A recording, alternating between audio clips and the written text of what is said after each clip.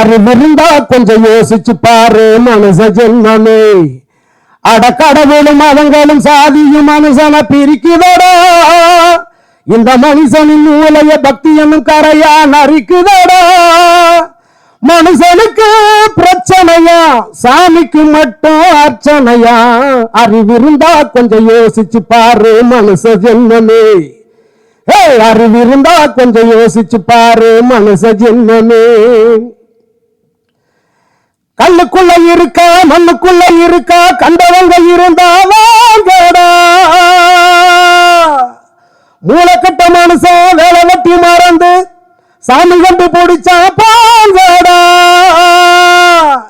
அடனசமா கடவுள் பக்தி இல்ல மனுஷன் ஏழைய வதைக்கலாமா? அவன் உழைப்ப இவனில் தனித்த சுரண்டி வயிற்றல் அடிக்கலாமா? அட ஊற அடிக்கிறவன் காக்கா குடிக்கிறவன் பூஜை நடத்துறது எதுக்காக? எந்த கடவுளுக்கோ லஞ்சம் கொடுத்து புட்டா கண்டுக்காம விட்டுடுமா அதுக்காக? என்ன பேசுறேன்னு தெரியல, எனக்கு கண்ணீர் தான் வருது. அல்லாவோட அந்த நாள்ல இருந்து இந்த நாள் வரைக்கும் எல்லா வகையிலையும் பயணிச்சவங்க நிறைய பேர் இங்க இருக்கிறீங்க. என்னோட பயணம் சின்னது தான். கரெக்டாக 2 வருஷம் 4.5 மாதம் ஆகுது ஐயாவோட நான் பழக ஆரம்பிச்சு.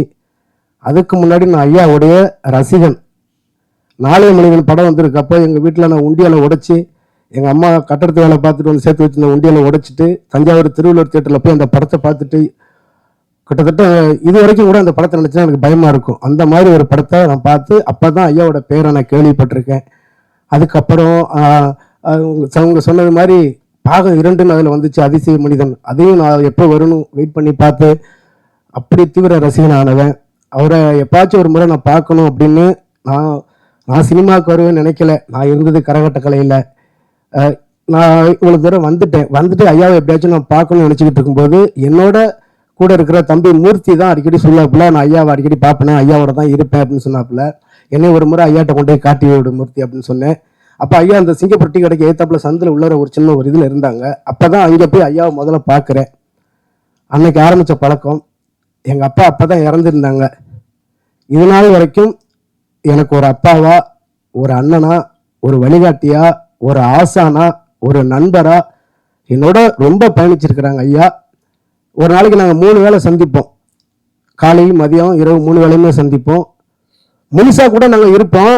ஆனால் அவர் அதுக்கு ஒத்துக்க மாட்டார். ஏன்னா ஐயாட்ட இருக்கிற நிறையா பண்புகளில் ஒரு பண்பு என்கிட்ட இருக்குது. அது என்ன பண்புனா அம்மாவை பார்த்துக்கிறது.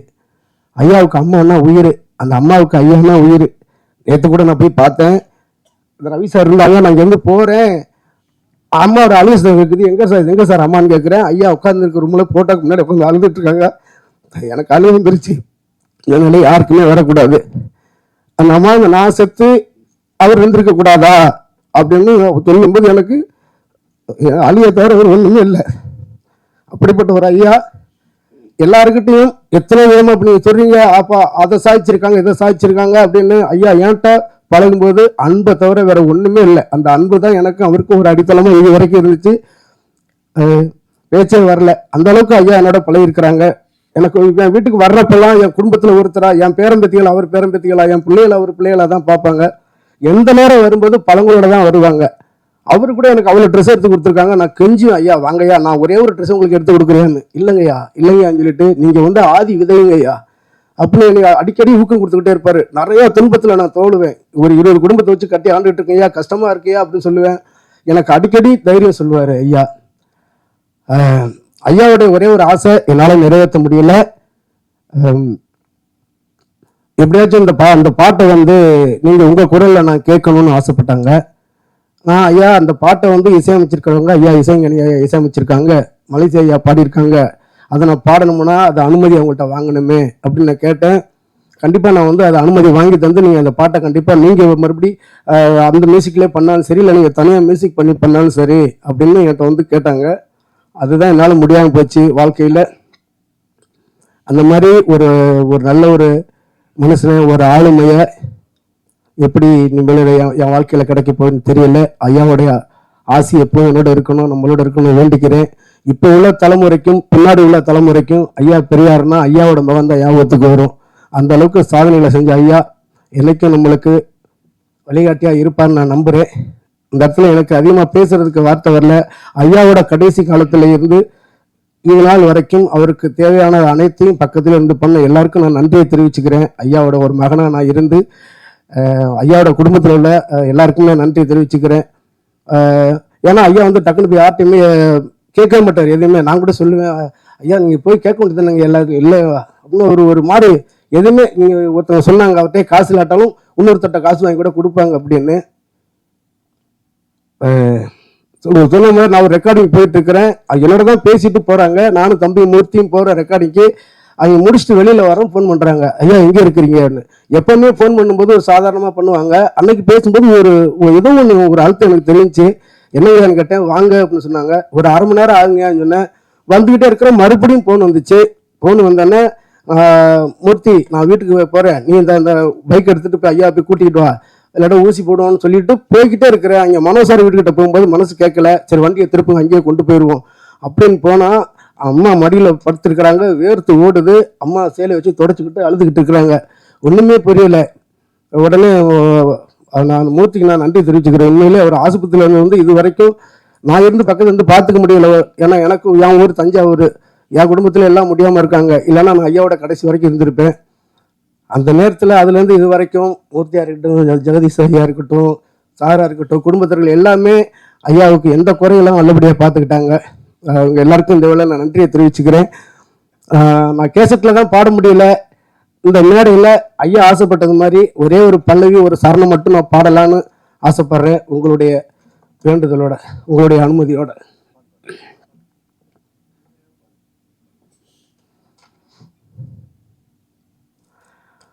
பாரதிலே புண்ணியத்தின் பூமியடா, இங்கே பிறந்தவங்க எல்லோருமே பாவியடா. ஊரிலே உலகத்திலே உனக்கும் எனக்கும் மத்தியிலே எத்தனை எத்தனை சாமியடா. அட காட்டிலே மேட்டிலே மலையிலே மடுவிலே அதுக்காக எத்தனை எத்தனை கோவிலடா.